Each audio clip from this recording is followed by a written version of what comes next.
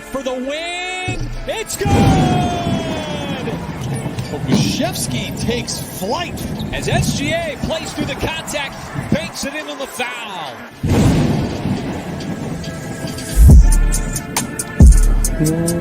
What is up, Thunder fans, and welcome to the Uncontested Post-Game Podcast Edition. We are a proud part of the Blue Wire Podcast Network and the official podcast of SI Thunder. I am your host, Taylor Peterson. You can find me on Twitter at Taylor_P15. You can find us on just about all socials, including Twitter, Facebook, Instagram, YouTube, TikTok. Just posted our first TikTok in a little while last night. Bays' big putback dunk. So be sure to follow us there as well. As you guys probably know, as my co-hosts have said, it's my first time back in a little while. 1 week since the birth of our son.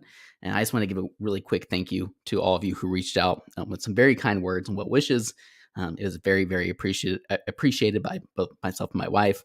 We are very fortunate, very blessed. And that was just reiterated with all of you reaching out with well wishes. I also want to give a big shout out to my guys, my co-host over at the Uncontested, who held it down for me while I've been gone, and will continue to as we adjust to parenthood. I'm very grateful for them.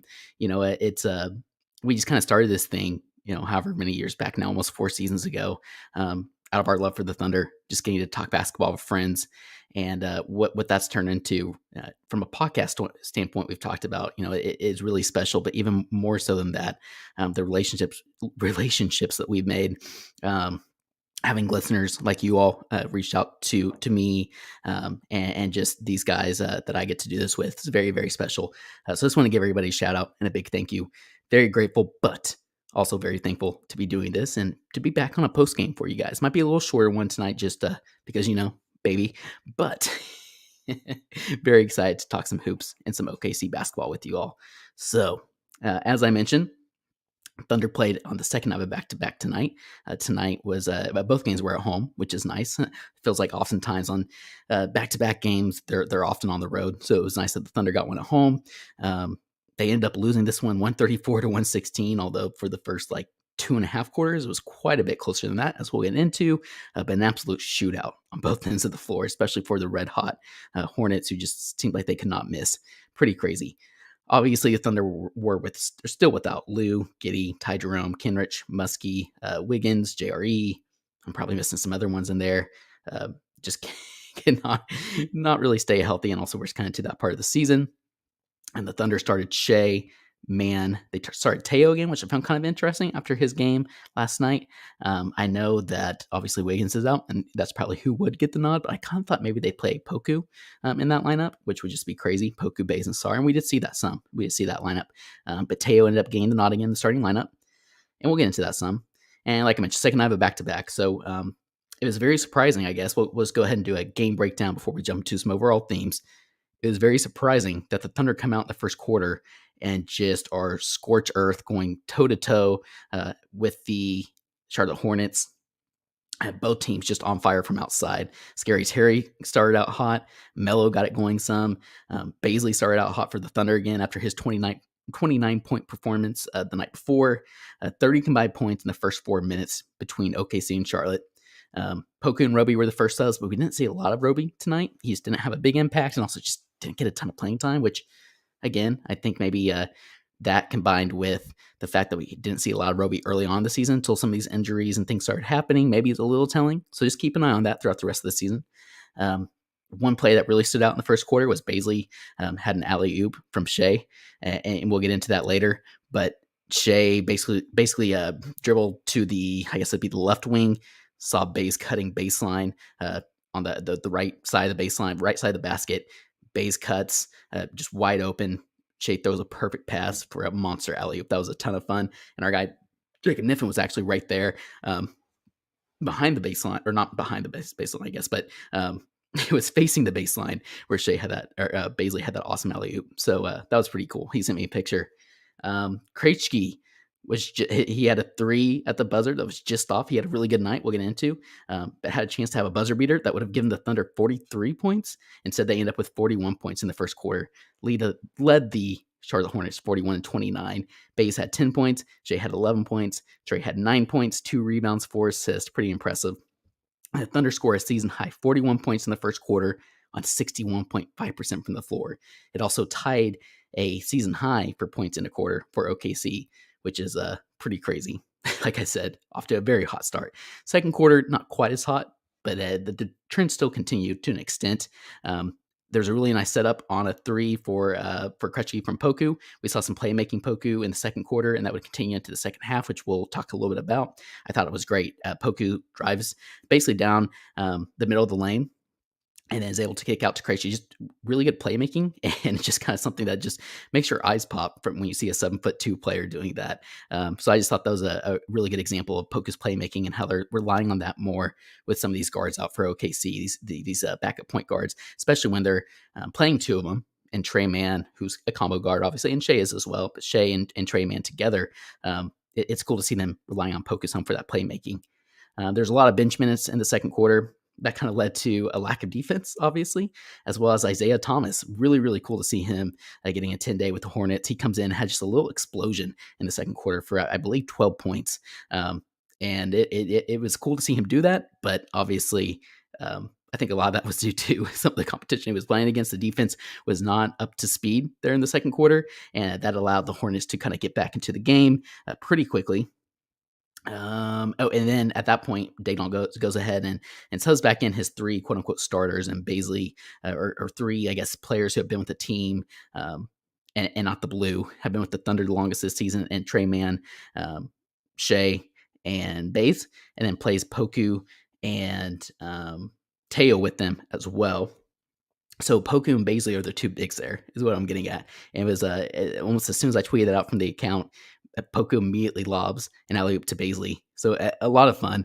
But yeah, so at the end of the half, kind of crazy. I sarcastically tweeted out that, as expected, two of the best offenses in the league going toe-to-toe, as the Hornets lead 65-64 at the halftime. Baisley had 17 points, 7-11. Poku had 10 points. A really good first half from Poku, and then Trey still had that 9 points, but overall had a pretty good first half. Thunder shot 51% from the floor, 39% from three, and the Hornets shot 48.9% from the floor, 57.9% from three, and that would just continue for the Hornets into the second half. The Hornets went on 10-2 run to start the third quarter. Shea hit back-to-back threes, which is really nice to see because he had a step back. He wasn't getting any of his three-point shots to fall early. He hits a step back and then a catch-and-shoot three right after. LaMelo then caught fire. I think he had like 3 straight three-pointers, just was unconscious, looked like Steph out there for that stretch. And that essentially just kind of escalated it just kind of sped up, I guess, the Hornets. Basically the Hornets, sorry, got a little distracted there. I thought I heard something in the background. At that point, the Hornets just really didn't look back. And it kind of, I think that LaMelo explosion there in the third, that kind of initiated that. And unfortunately, the Thunder just weren't able to keep up offensively, nor were they able to step up defensively and get stops. But Shea hit the 30-point mark for the, let's see, he scored at least 29 points in 9 of his last 10 games and is averaging over 28 points on over 50% from the floor since January 11th. That's from Nick Gallo. I had another similar stat later on in here that I thought was here. But regardless, Shea with another 30-point game had 30 points through 3 quarters. Also, this is kind of a wild stat. Charlotte had 99 points with 3 minutes and 20 seconds left in the third on 60% from 3, which is just absolutely absurd. The Thunder made a little push in the third quarter. Charlotte led 102-91 after 3, after Trey Mann hit a buzzer beater, but essentially it didn't really matter. Fourth quarter, like I said, the Hornets didn't really look back. Just some notes I have in the fourth that happened. There was a career, Vic Krejci hit a career high 12 points on 4 of 6 from 3. First back-to-back 20-plus point games for Baisley. We're going to get into both of those here in a little bit. And ultimately, Thunder ended up losing 134-116 as both teams kind of cleared their bench. It was kind of interesting. Maybe just I'm looking for things here after the loss, but it was interesting to see Bouknight not really play. And then all of a sudden see him there at the end of the game, kind of getting some garbage time minutes, wearing the number 6. which is funny because, there was so much talk about the Thunder taking him with pick six. And I would say we're probably better off if we're taking Giddey and not taking Book Knight there. Just just interesting, something I noticed there at the end of the game. That is not why Book Knight wears number 6. It was just, things resonating in my mind. Made me thankful for Presti, thankful for Josh. Excited to see him back on the floor, hopefully before the end of the season. But also, just really reinforced to me trusting in Presti with this upcoming draft. And yeah, so I thought that was just something interesting. Shea ends up with 32 points, 8 rebounds, 5 assists. Baisley, 25 points, 4 rebounds, 4 assists. Poku had 17 points, 5 rebounds, 5 assists, 6 turnovers. We'll get into that. Trey had 13 points, and Krejci, like I said, a career high 12 points tonight. So all that to say, it was a very fun first half. There were some fun parts in the third quarter, and the fourth quarter just kind of all went to pieces. Kind of a tale of two halves for OKC. But regardless, it was still a fun one to break down because I think there's a lot of fun themes that we can mention here. So, for all of you who have listened before, and I haven't done a post game in a while, so the easiest and just kind of the way I like to break down games is positives and negatives, especially when I'm on my own. And we always start with the negatives and on the positives. And again, maybe I'm just like a sunshine pumper, but I do think there were more positives in this game than the negatives. Now tonight, I have negatives in quotation marks because nothing is really a negative in my opinion at this point of the season. And like kind of what the Thunder are going for. Like a lot of this is by design. For example, when you're playing I hate to phrase it this way, but the caliber of players you're playing in your bench unit at this point of the season with the injuries and kind of the intentions of the Thunder to end this season, the defense isn't going to be as good, for example. That's just kind of how I'm viewing things. However, it is still worth mentioning that the defense was poor and that they allowed Charlotte, who has struggled as of late, are finally kind of starting to get it going here again, but allowed them to just be basically scorch earth from 3 and from the floor. That's just an example. However, there were some negatives to break down. The first one I have here is Teo. Just not really great. In that starting lineup, 6 points, 7 rebounds, 4 assists. He filled up the stat sheet, but 2 of 9 from the floor, 0 of 4 from 3. I guess with Trey Mann, that's kind of surprising. They each had, Trey Mann had 29 minutes, Teo 30 minutes, but there were times where Teo was just like a glaring weakness on the floor, especially offensively. Not so much defensively. Teo's a pretty sound defender. We've talked about that all the way back to last season, his rookie year. But there was times where the ball would swing to Teo. He's wide open for a 3-point shot. He hesitates, then he shoots. It's not going in. Or maybe Teo decides to drive and then try to kick out to somebody. The pass isn't there. It gets stolen. Speaking of that, Teo only had 2 turnovers, which honestly wasn't bad compared to some of the guys on the team tonight. Again, I know the guys talked about this on the group podcast on Sunday. I just don't think Teo has looked great after initially coming back into the lineup here about a month ago.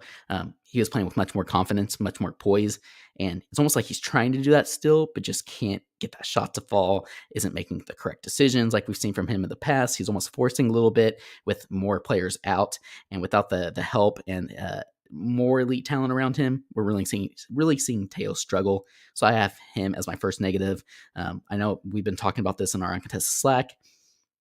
Really depending on what happens in the draft, how many players the Thunder end up taking in this upcoming draft, as well as whatever else happens in the offseason. It kind of wouldn't be surprising if Teo is a guy that's like moved for next to nothing or cut. And I know that sounds rough. There's also the chance that the Thunder still really believe in him and want to give him a lot of blue minutes, early next season, et cetera, et cetera. But Teo is certainly a candidate as we move into this latter part of the season to continue to watch because he could be cut, I think, come this offseason if he's not able to contribute a little more, especially given the increased role in the starting lineup these past 2 games. Now, my next one I have here, it's not Trey Mann specifically, because I thought Trey Mann had pretty good, he at least impacted the game at a high level again tonight, but I have his shooting. And what I mean by that, obviously tonight's game, he shot 4 of 12 from the floor, 3 of 6 from 3. 6 from 3 is pretty great. I actually was kind of surprised when I saw that number because A, I didn't think he shot 6 3-point attempts and it feel like that. And B, I didn't think he made 3 of them, half of them. But that 4 of 12 number certainly seemed correct. Obviously only hitting one other shot that wasn't a 3-pointer. And you could tell it was kind of frustrating him a little bit. And I went ahead and looked at his past 5 games. Obviously, that's a small sample size, but, that's kind of was at least in my mind, is when Trey's kind of cooled off from his quote unquote hot shooting. I know his stats aren't great as a whole in the season, his shooting splits, but he went through a stretch there where he was hitting those shots, right? And it feels like these last 5 games he's cooled off. So he's shooting only 31% from the floor on 13 field goal attempts and 20 per game, and 26.9% from three on 6.5 attempts per game. Like I said, in his last 5, that is not great. So I have his shooting as a negative, but I'm going to spin this into a bit of a positive because I thought friend of the podcast and as SI Thunder editor and site leader, whatever they call it over there, Derek Parker, really good dude, and I thought he had a really good point on Trey. He mentioned that Trey still had 6 rebounds. Yeah, is that right? 5 rebounds and 6 assists. I had those flip flopped, and a steal. And so Trey's ability to impact the game without the ball is very promising this early. And I agree with this next part that Derek mentioned when he says that his shot will start. We aren't worried about his shot long term. We know he can get that thing going. We know he can stay hot from outside or shoot, not just on the floor in general. We're not worried about that shot. The fact that he's able to impact the game, even without the ball in his hands, is really, really important. He's able to compete defensively and is continuing to try on that end, as we talked a lot about and Dignall's talked a lot about over the season. And obviously still being able to impact the game on the other end of the floor when the shot's not falling is really promising and exciting. Again, especially when he's not really playing with the guys he will be playing with, like, for example, Lou Dort and Giddey being out, and Kenrich being out, all these different guys being out. I think it's going to look a lot different for Trey Mann. A, when his shot is falling again, which it will, and B, when he's playing along with those caliber of players. So his shooting may be a negative for tonight, but long term, not worried about it. Just something worth mentioning. The next negative I have, the Thunder had 18 turnovers. That led to 27 points off turnovers for Charlotte. Obviously, that right there will lead to the large lead that the Hornets had. 9 of those came from the bench, which means that the other 9 came from the starters, which isn't great. And 6 of those came from Poku alone. Also not great. We'll get into that, break the Poku part down a little more here later on, but just something to monitor. Obviously, again, some of that is due to the caliber of player and experience of some of these players that are getting burned right now, right? And I think they'll get more comfortable as time goes along. And some of these other players that were injured that typically would play, you're not going to see as many turnovers, but still, that's something that you don't want to make a habit of. And I know Dignall and this franchise will make sure that that doesn't become a habit for this team. But regardless, just something to kind of monitor, like I said, as we enter this final stretch of the season.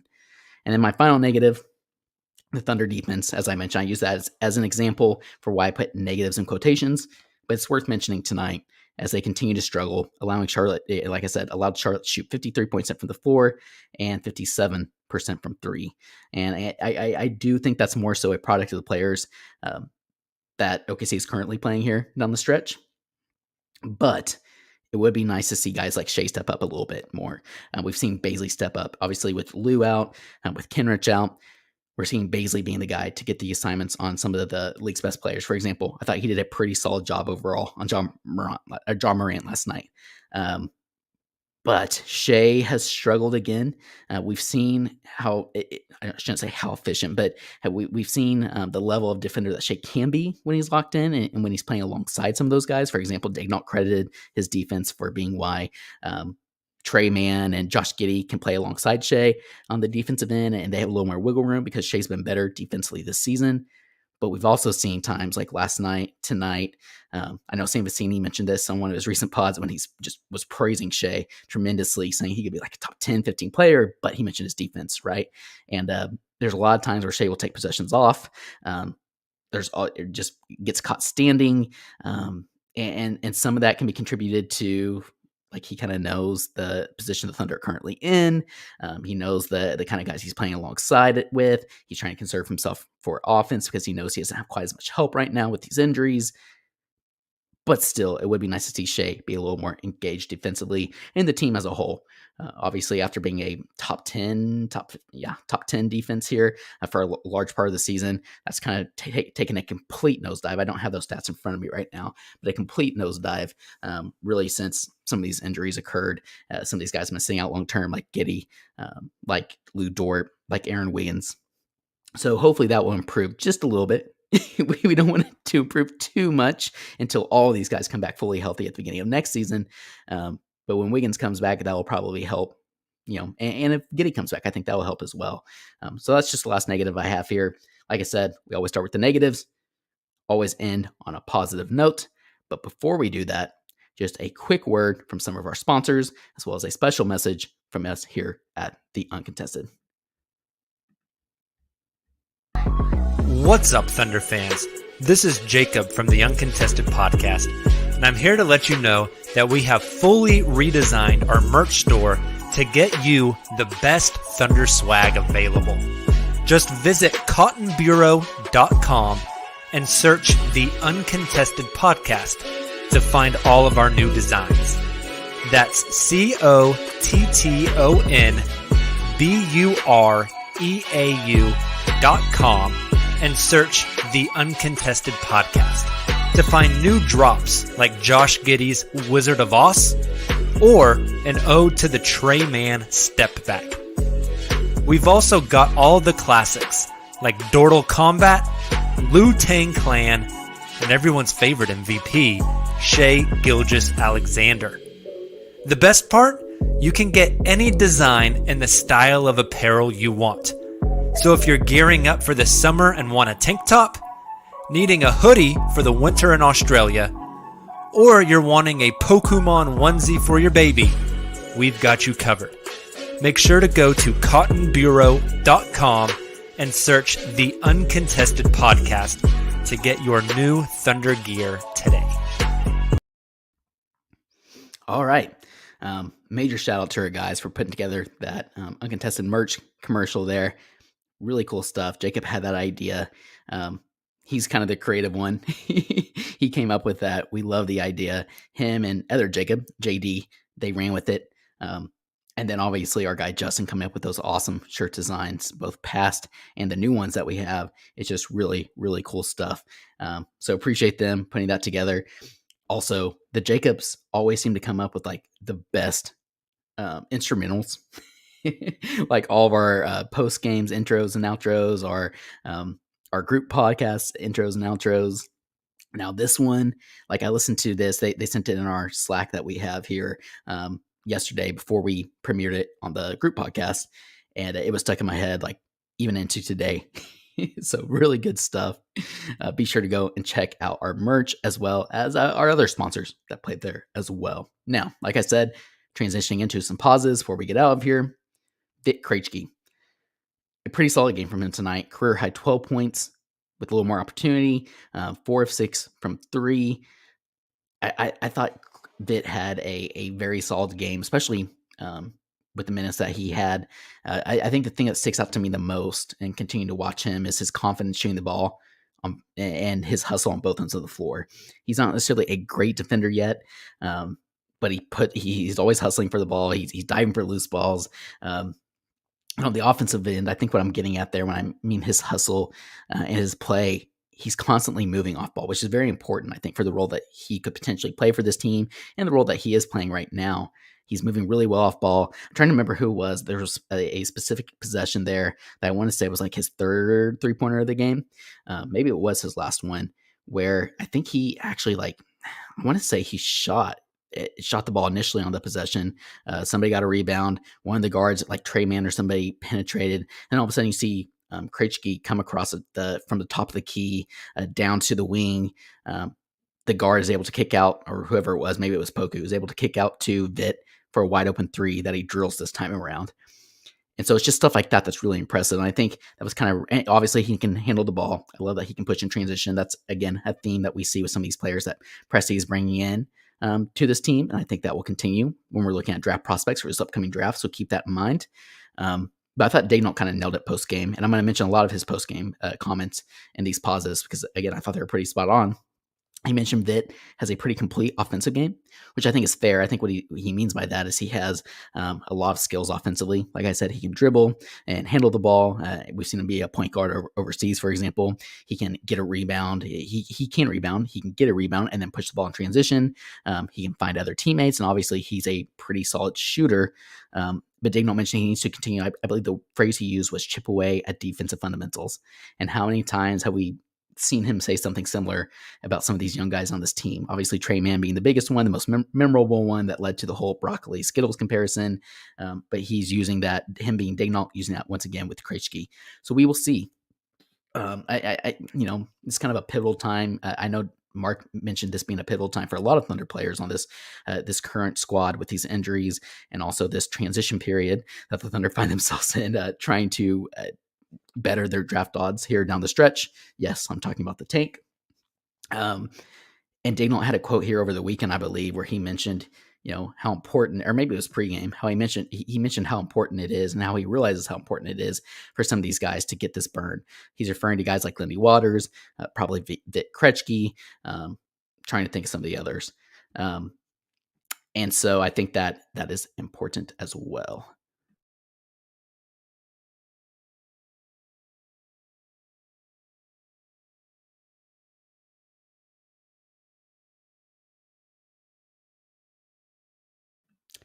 All right. So for those of you listening live, I got to go back and help.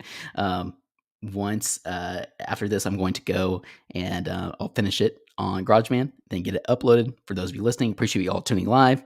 Stay tuned. We'll have you guys covered for the rest of the week. And until next time, Thunder up.